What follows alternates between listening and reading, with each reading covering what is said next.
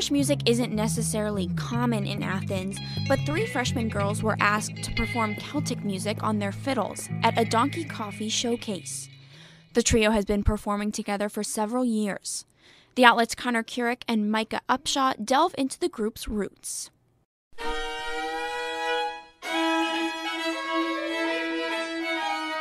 The walls of Ohio University's Glidden Hall usually echo with music and the sound of practicing.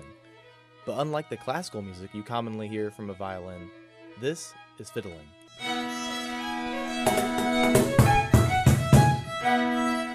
And 3 freshman girls are bringing it to Athens.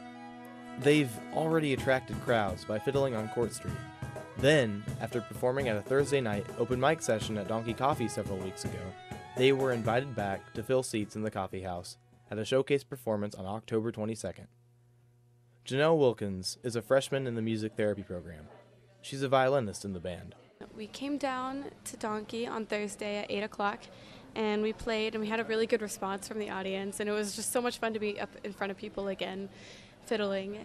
And then it was kind of funny because, like, the next day or the next couple days, like some people came up to Hannah and I, they were like, well, we saw you guys at Donkey, and, like, we didn't know we should come up to you, but we've been, like, talking about you guys all day, and, like, we were, like, freaking out. We were like, what? People recognized us from that?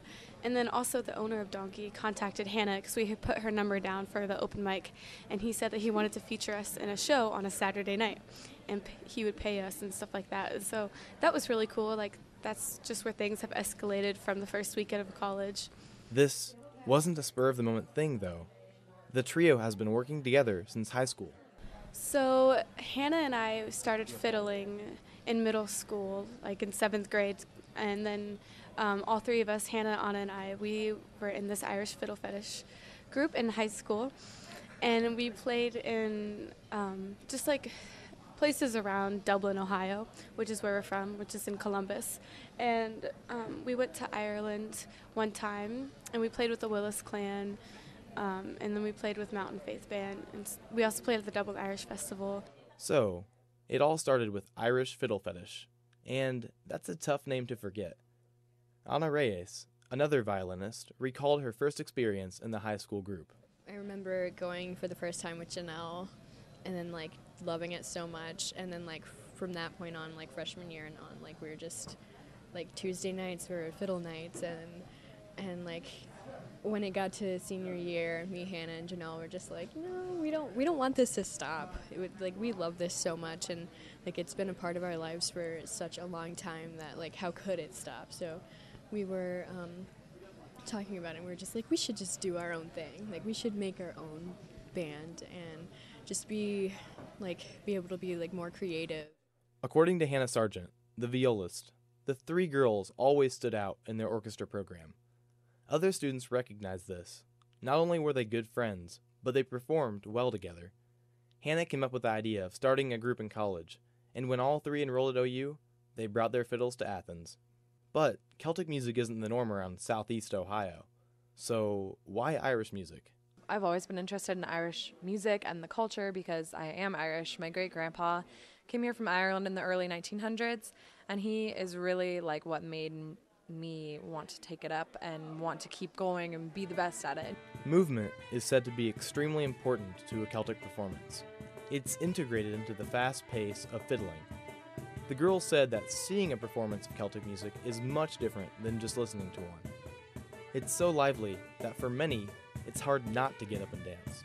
So my great-grandpa, the one that lived in Ireland and came here in the 1900s, he was very sick for a long time. And when we started playing in high school, we played for retirement homes and nursing homes and stuff alike pretty often. It was just fun. It was good community service. It was a good reason to miss class. But we decided to go to my great-grandpa's home, and we saw really fast how, in particular, he would be asleep.